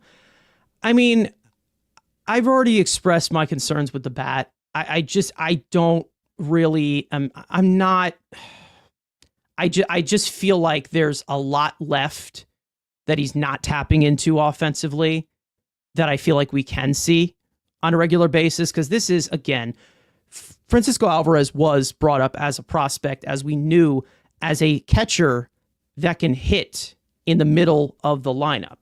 The number 1 prospect in baseball when he was called up. Number 1. Was that really worth it? Was it worth it? Was it worth it? Was it worth it to interrupt me? Anyways, I make sure that we emphasize that like he was brought again in as offensively. number one. I have more concerns about him. I have more concerns about him in the major leagues offensively than I do defensively. I think throwing base runners out, he's going to get better at that because he has a very strong pop time to second base and third base as well. Framing, it seems like he's really good at. Blocking needs to get better. Defensively, I don't have that much worries about him because I know that he can develop in that later stage. Because again, this is a position that you don't normally see at this age at the major leagues. Offensively, I am very concerned. I am definitely concerned of what he can give you consistently because, again, at the ceiling, he is supposed to be a middle of the lineup type of bat. That was the whole specialty of him as a prospect, was the bat. And right now I'm just seeing a guy who's just chilling out in the lower third where like, oh, there's potential, man. Hey, he can do something, but when is he going to do it? Like, yep, he had the home run in his, the second game back or something, the third game back or whatever, but then he just disappears for a week. So it's like, I want to see that consistency, still seeing a decent amount of chasing. I'm still seeing a lot of staring at strikes in the bottom part of the order, which I understand there's the bottom part of the zone. Like, I need to see a consistent bat because I feel like a lot of the times with Alvarez, he's just guessing up there. He just looks like he's guessing. And listen, I know, Frank, that you might jump down my throat with that, but it's just I'm not seeing it from him. Like I still am seeing the same, like just like the same meh that I've seen since even when he was hitting those 25 home runs in his rookie year. There still were stretches where he just was disappearing. I feel like it's someone who needs to be in the middle of the offense, and he's just not providing it. I mean, it's just, I'm never a believer in if somebody got to be the number one prospect in baseball doing things a certain way, why would you change it? That's the part that I'm very just frustrated by, is that like if a guy had been doing a certain thing for 20 years, I mean, maybe not 20 years because he didn't play him to zero. I don't know, maybe he did. But still, he did, let's say 15 years, for example. Now he did it out of the womb. I mean, he got called up early enough. Maybe he was. But still, it's like, you have a guy that he was doing one thing his entire baseball life. And now you're saying, okay, do something different as far as approach. And then double down by changing your stance, changing your swing. Like, he's literally just going through constant changes that no matter what, he's not good. He can't be the same guy because he's acting, he's doing different things, and actually physically, like mentally he's doing a different thing and physically he's doing a different thing. So how in the world is he ever going to be the guy who's hitting a bunch of home runs? He can't, because he's a total opposite person now. And it's like, and this is the brilliant hitting coach's idea. Like, you watch the guy just get ruined. It's not an issue. And it's not an issue at all. Not an issue. Not an issue. Not an issue. Nope. Nope. It's the expert. Anyways. But there's a lot of comments in here that we starred and some going through about the bullpen and things like that. Daniel saying this will be the last one, saying that should Mendoza start pushing our starting pitchers to help out our bullpen. I don't think it really has much to do with the starters going deeper. I think it more just has to do with just the usage of the bullpen and how they're utilizing it, because it was really, really odd to see them use the bullpen in this series. So I feel like once they get into some kind of rhythm of the role, and maybe it's because it's being shifted because of Minter going down and because of Danny Young going down, and they have a lot of these minor league guys, but if you're using these minor league guys in these high leverage situations, you're going backwards. So I don't know. I don't know what you think about that, Frank, but it's like, I think it's all about the way that you just gotta piece it together, and they really, Mendoza did not do a good job in this series at piecing that together this time. They used 5 minor league pitchers in a 3-game span. Like, it's insane. It's like, well, they've pitched in the major leagues before. They're not minor league pitchers. Yeah, but it's like, I mean, your whole bullpen is like a majority of minor league guys now. I mean, that's kind of what it comes down to. And it's like, and here's the other issue too, is that, guess what, ladies and gentlemen, Max Kranick and Reed Garrett are not available tomorrow. So No. that means that you are forced with a combination of Stanek, maybe Diaz, only if they're ahead. So you're forced to see Stanek and some Budo, other minor maybe. leaguers. Budo, maybe. Maybe. I mean, that's the other thing too, is that in game 1, he pitched 2 innings, and then in game 2, Barazaban pitched. Yeah, you'll so have you can Budo see Budo. available. You'll see Yeah, Budo. you'll see Budo. Barazaban is a maybe, but you're definitely seeing Stanek, who, like we said, last 3 times you saw him, you lost the game. And then you're probably, and who knows, I feel like there's probably going to be some other kind of roster move.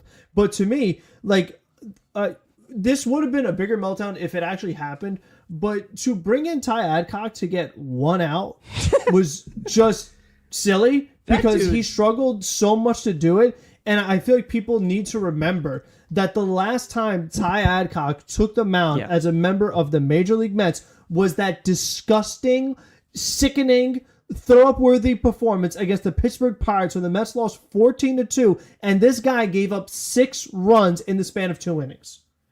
That was the last time Ty Adcock pitched for like 4 the Mets. consecutive home runs or something? Yeah, like it was something 4. like that. It was just like they ran on fireworks, they were hitting so many home runs. It was that game. I was hoping that was the last time we would see this guy. But sure enough, he's back to get 1 out, and he was this close to melting down again. They only needed 1 out. Imagine if you brought him in like with nobody out.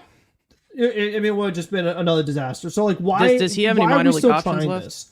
I don't. I hope not, because I hope we could just send him down and be like, "Don't come back," because you can't keep doing that. That's just, oh no. He does have a minor league option. Oh God. All right, so that's our new member. It's just brutal. But again, I think you got to build around the entirety of the situation with Minter. Obviously, Minter's the biggest loss, and I think that there is going to be a lot more put on Dinel Nunez to come through, and I don't know if they want to rush him or not in that way. I feel like it has to be a situational thing. It still has to be, and I know that it's rough using these guys at a certain way, but it's just yes, you have a full season ahead of you, plenty of things to do, plenty of games to play, but in this situation, I don't want to see them waving the white flag down a run. Like I don't want to see that, and that's what it looked like they were doing in this series, and I don't want to see that continue. But there should not be twice. There should not be a situation where we're seeing them try to avoid Edwin Diaz. If that's your main point, to avoid him, again, $102 million reliever, that is a problem. Anyways, I think we're going to wrap it up here. And we are going to move on to St. Louis. And hopefully they play a little bit better than they did in this series, which was not a fun one to watch. Frank, I'll go to you on any last notes that you have, any fun facts or tidbits or things that you see on a leapfrog. No, I mean, it's more so just like, I'm just getting really tired of the like silly stuff. Like I said, like hitting the runner or just all the craziness that goes on. Like the not sliding thing. I mean, Lindor twice in a week. Why? I mean, it's just a lot of the stuff that just, it makes zero sense to me, that you would think like you wouldn't have to complain about it or have to talk about it. And it's just so weird to me because, like we said, a lot of these guys are the same group as last year. And I feel like I don't remember seeing this many just like absolutely inexcusable mistakes last year than we did in 1 month of a season. So that definitely is just very aggravating, is that we've seen that just far too often. So, I mean, listen, it's not like the Mets have, like we talked about with the bench thing, it's not like they have Rusty Staub off the bench who hit 25 home runs as a pinch hitter. Like, they don't have that option off the bench. That's why, like today, the Mets didn't even use a pinch hitter. Even though it was clear the offense had nothing, they had no other options. It's like, well, these are our guys that we're using, so if they don't hit, oh, well, we're not going to make any adjustments. So they don't have like a Rusty Staub off the bench who was hitting a ton of home runs as a pinch hitter. Yeah, I don't know. We'll see how they I'm really hoping to see this next series just be managed better, because it seemed a little out of character from Carlos Mendoza in this. And listen, there's been questionable things that I've not agreed with him, but for a while, for a long time, he was pressing the right buttons until he didn't have any other buttons to press last year when, guys were getting completely overworked. But I don't know. I just, avoiding Diaz as much as they did, you can't do that. You just can't, especially when they were as tight of games as they were. I don't care if he's bad in non-safe situations. You got to bring him in. You just got to bring him in to nail it down, because there were situations where the game could have been tied or this or that. The shoulda, woulda, coulda now. Now you can't fix it. Anyways, we are going to wrap it up here. Thank you guys so much for watching, listening. We hope you guys enjoyed the conversation. For those of you watching or listening on playback, you want to join the conversation live in the future, make sure to subscribe to the Mets Weekly YouTube channel. Turn on those post notifications to know when we go live. Make sure to follow Mets Weekly on X and on TikTok, which mainly features Frank's post-game reactions after every single regular season game. Follow all of us individually, including our third Mike, Andrew, who is not here. And finally, of course, let's go Mets. Let's play a little bit better. Let's turn over a new leaf. It's May now, a new month. It's not only April, it's May now. We will see you guys next time.